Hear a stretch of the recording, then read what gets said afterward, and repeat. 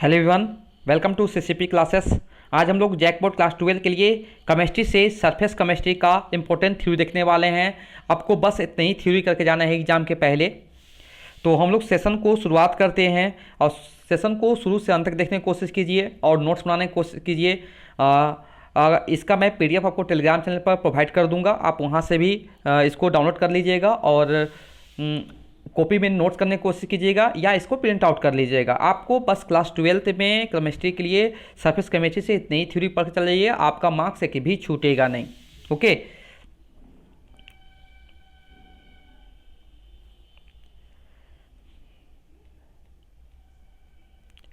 देखिए first number यहाँ पर है डिफाइन एडजॉर्बेंट और एडजॉर्बेट। तो एडजॉर्बेंट क्या हो जाएगा? The materials providing the surface upon which adsorption occurs.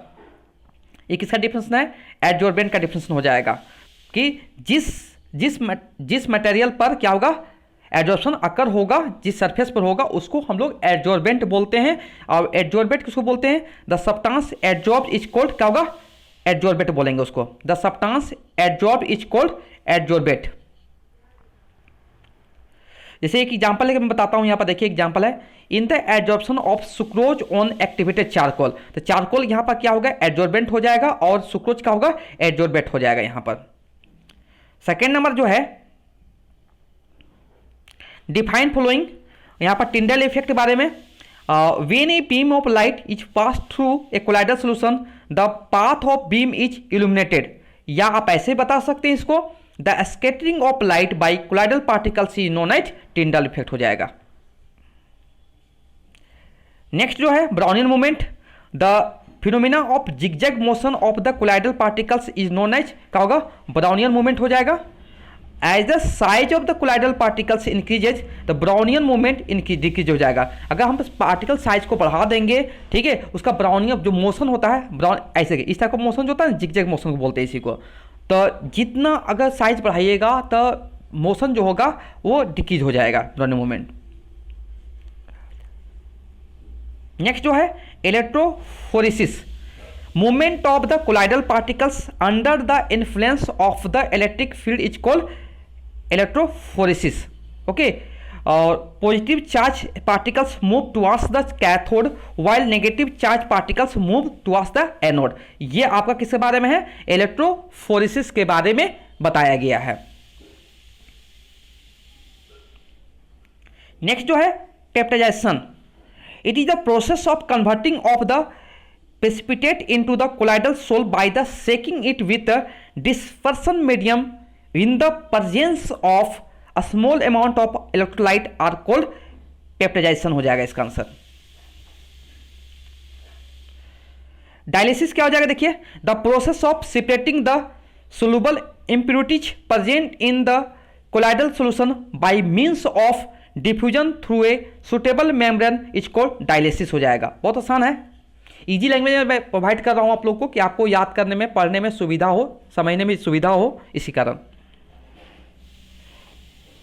Next देखिए डिजॉर्प्शन, देख लीजिए, the process of removing and absorb substance from a surface on which it is absorbed is called क्या होगा? डिजॉर्प्शन, मैंने कि रिमूव करना, जो भी सब्सटेंस सरफेस उसको रिमूव करना है, एब्जॉर्ब सब्सटेंस को रिमूव करना है, उसको डिजॉर्प्शन बोलते हैं हम लोग। नेक्स्ट हम लोग देखते हैं difference between adsorption and absorption. देखिए पहले हम लोग एब्जॉर्प्शन के बारे में देख लेते हैं कि it is a phenomena of the accumulation of the molecular species at the surface rather then in the bulk of solid और लिक्विड टर्म्ड एडजॉर्प्शन।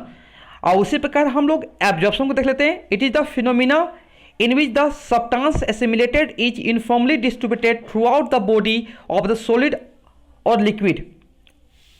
ये देखिए एब्जॉर्प्शन जो होता है सरफेस फिनोमिना होता है, ये जो होता है बल्क फिनोमिना होता है।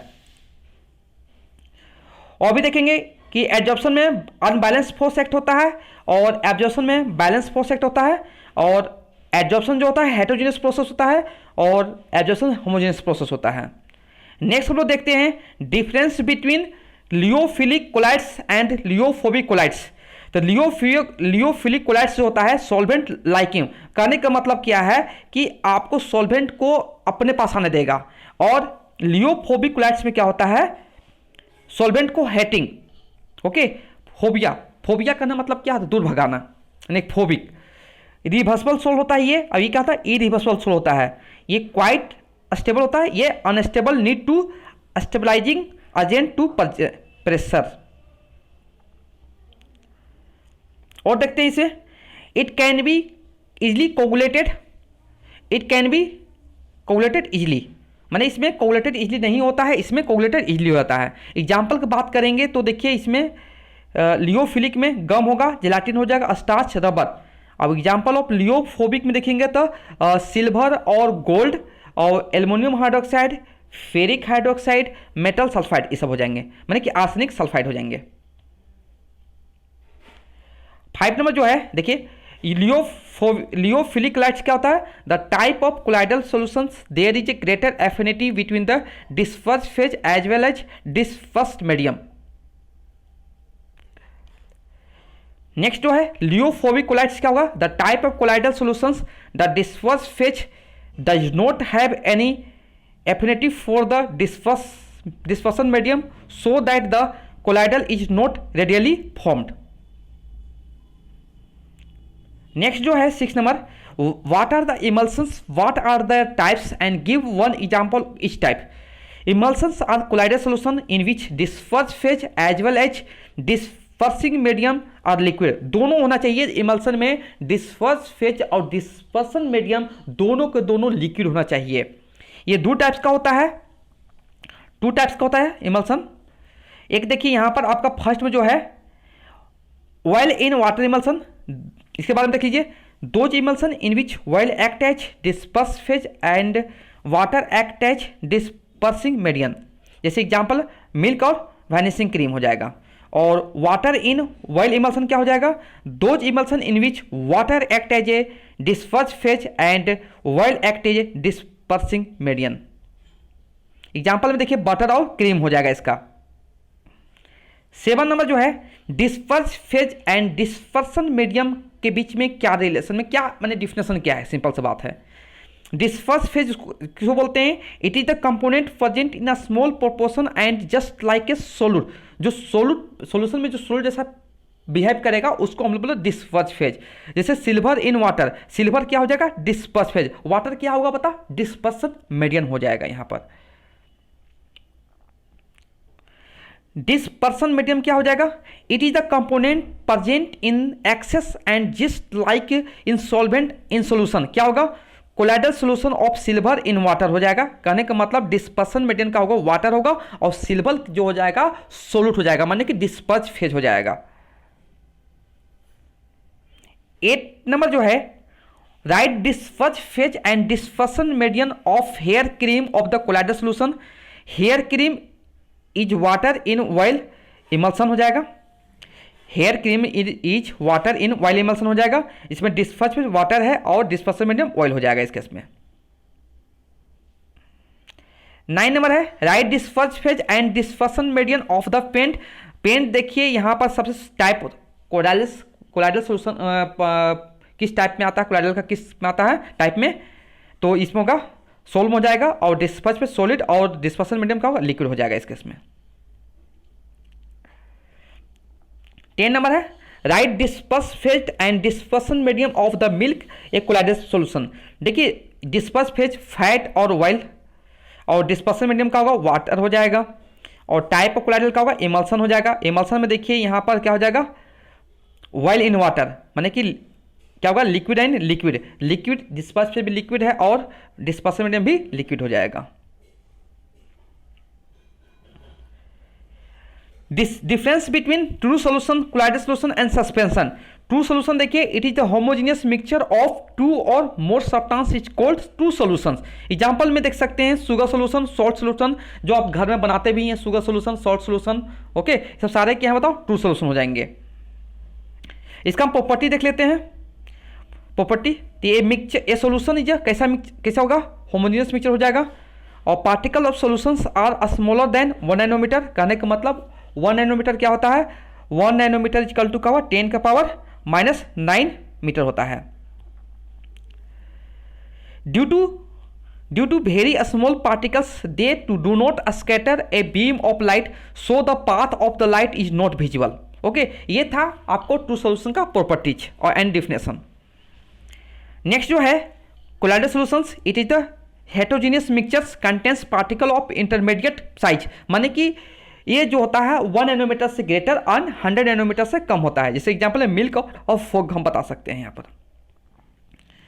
प्रॉपर्टी देख लेते हैं इसके बारे में। पार्टिकल्स ऑफ कोलाइडल सॉल्यूशंस, एक colloidal is a heterogeneous mixture. Particle size जो होता है 1 से 100 नैनोमीटर के बीच में होता है, और colloidals are big enough to the scatter beam of light passing through it and make it path visible. ये था आपका कोलाइडल सॉल्यूशन का प्रॉपर्टीज एंड डिफिनेशन। उसके बाद हम लोग देखते हैं suspension. A suspension is a heterogeneous mixture in which solid particles do not dissolve but remain suspended throughout the bulk of medium. तो देखिए इसका क्या होगा, chalk powder in water, okay, sand in water, कभी mix नहीं होगा, complete mixing तो होगा नहीं इसमें भी, और इसका साइज थोड़ा सा ज़्यादा बड़ा होता है, 100 नैनोमीटर से भी ग्रेटर होता है। तो देखिए इसका प्रॉपर्टी कैसा, सस्पेंशन जो होता है हेटेरोजेनियस मिक्सचर होता है, पार्टिकल साइज का ग्रेटर देन 100 नैनोमीटर होता है या 1000 नैनोमीटर, ओके, 100 नैनोमीटर से ज़्यादा होता है। It is particle can be seen by naked eyes, हम लोग नेक्ड आइज से भी इसका पार्टिकल साइज देख सकते हैं, और its particle scatter a beam of light passing through it and make it part visible. अब देखिए 12 नंबर देखते हैं। Arrange the true solutions colloidals and suspension in the decreasing order of their particle size. सबसे ज़्यादा particle size किसमें होता है, suspension में होता है, उसके बाद कोलाइडल सॉल्यूशन होता है, ट्रू सॉल्यूशन होता है। ओके, अब डिफरेंस बिटवीन फिजियोजॉर्प्शन एंड केमिजॉर्प्शन, ये बहुत इंपॉर्टेंट क्वेश्चन है। देखिए यहाँ पर मैंने पूरा का पूरा मैं बताने की कोशिश किया हूँ कि दोनों में डिफरेंस क्या है। आप देखिए इसमें कम से कम मैंने 9 आपको डिफरेंस समझाया हूँ यहाँ पर, तो आप उसमें से कोई भी मैक्सिमम 3 मार्क्स के आएंगे, इसमें से मैक्सिमम 3 मार्क्स के क्वेश्चन आएंगे, तो 3 या 4 आप बिल्कुल याद रख सकते हैं। जैसे मैं देखिए यहाँ पर it arises due to van der Waals force का कारण होता है। अब इसमें हम बात करेंगे तो क्या होगा, केमिकल बोर्ड फॉर्मेशन का कारण होता है। और इसमें फिजियोशन में it is not specific nature, it highly specific nature का होता है। It is a reversible nature, it is reversible होता है, इरिवर्सिबल होता है। देखिए फिजियोशन रिवर्सिबल होता है, और ये जो होता है आपके पास इरिवर्सिबल होता है। और it depends on nature of the gas, it also depend nature of the gas. Okay, enthalpy of adjustment low होता है, इसके इंथैल्पी ऑफ एडजस्टमेंट क्या होता है, हाई होता है। और देखते हैं इसमें क्या क्या दिया, लो टेम्परेचर फेवरेबल, इसमें क्या होता है, हाई टेम्परेचर फेवरेबल होता है। नो एप्रिसिएबल एक्टिवेशन एज ए नीडेड, इसमें का हाई एक्टिवेशन एज ए needed. It depends on the surface area, it also depend the surface area. It results into multi-molecular layers on adsorbent surface under high pressure. It results into unimolecular layer. ये था फिजियोजॉर्प्शन और केमिजॉर्प्शन में difference. अब इससे भी exam में प्रश्न पूछा जाता है type of colloidal solution system से, कि डिस्पर्स फेज, डिस्पर्स मीडियम और टाइप ऑफ कोलाइडल और उसका एग्जाम्पल। ओके, तो ये इंपॉर्टेंट आपके लिए है, क्योंकि देखिए यहाँ पर देखिए आपका क्वेश्चन कैसे बन गया मैं बताता हूँ। यहाँ पर देखिएगा, जैसे पूछा जाएगा एरोसेल, ओके, आपका एरोसोल पूछा जहाँ, तो एरोसोल पूछेगा कि डिस्पर्स फेज क्या है, सॉलिड हो जाएगा, और डिस्पर्सन मीडियम क्या होगा, गैस हो जाएगा। और एग्जाम्पल में क्या हो जाएगा, इसके देखिए स्मोक और डस्ट हो जाएगा। इस टाइप का प्रश्न बनेगा। बोलेगा एरोसोल का एग्जाम्पल बताइए, तो स्मोक डस्ट हो जाएगा। अब बोलेगा कि ये कोलाइडल का किस टाइप में आता है, तो एरोसोल में आता है, और इसका डिस्पर्स फेज और डिस्पर्स मीडियम क्या होगा। जैसे इमल्सन में देखिए इसका डिस्पर्स फेज क्या होता है, लिक्विड है, और डिस्पर्सन मीडियम लिक्विड है, और इसमें क्या होगा, इसका मिल्क और हेयर क्रीम आ जाएगा इस केस में। और उसी प्रकार जेल भी देखिए, जेल का भी पूछता है, तो सॉलिड देखिए, सोल का क्या होता है, सॉलिड होता है, और सोल का सॉलिड लिक्विड होता है, उसमें का जेल का लिक्विड सॉलिड होता है। तो आप इसको आराम से लिख लीजिए, कॉपी नोट डाउन कर लीजिए और याद कर लीजिए सबको, ओके, क्योंकि बहुत ही इंपॉर्टेंट है ये। जैसे फॉर्म का पूछेगा तो क्या होगा, डिस्पर्स फेज गैस हो जाएगा, और लिक्विड डिस्पर्सन मीडियम जो होता है लिक्विड हो जाएगा, और इसका एग्जांपल देख लीजिए, दिया हुआ याद कर लीजिए। ओके, तो ये था बहुत ही इंपॉर्टेंट वाला important theory, handwritten notes है, आप इसे आराम से पढ़ सकते हो, बहुत इजी लैंग्वेज में लिखा हुआ है। ओके, अगर कंटेंट अच्छा लगा हो तो चैनल को लाइक कीजिए, ओके, मैंने कि वीडियो को लाइक कीजिए, चैनल को सब्सक्राइब कीजिए और अपने दोस्तों के पास शेयर कीजिए ताकि चैनल जल्दी जल्दी ग्रो करे। Thank you so much for watching my video.